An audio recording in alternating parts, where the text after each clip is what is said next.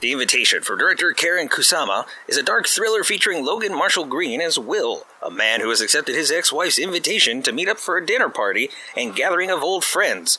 But then it turns out shit's just as weird as you think it would be, because this is a horror movie and something has to happen.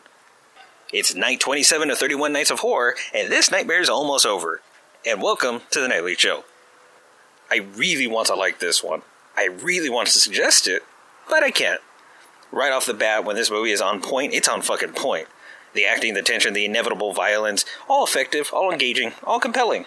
Marshall Green is great in the role of this tortured man who continues to struggle with the violent implosion of his family and the subsequent social isolation.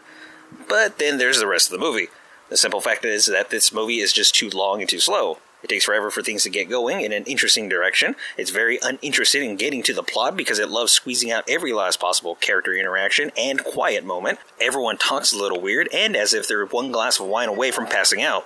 It's too quiet, too subtle, too indulgent, and it likely could have shaved off 5 or 10 minutes of these long pauses and drawn out little moments easy without actually losing anything of value, if only to keep the focus on the strange, tense everything else. Once something happens, though, you almost want to forgive it. The Invitation is a great idea with great thrills and great acting and great character moments. It's just too sluggish and long in the tooth.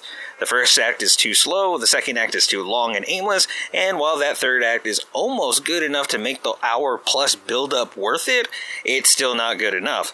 Because a movie that spends 2/3 of its time not properly respecting your time is also a movie 100% not worth it. You're listening to The Nightly Chill with Steve Arviso. We're all a little mad here.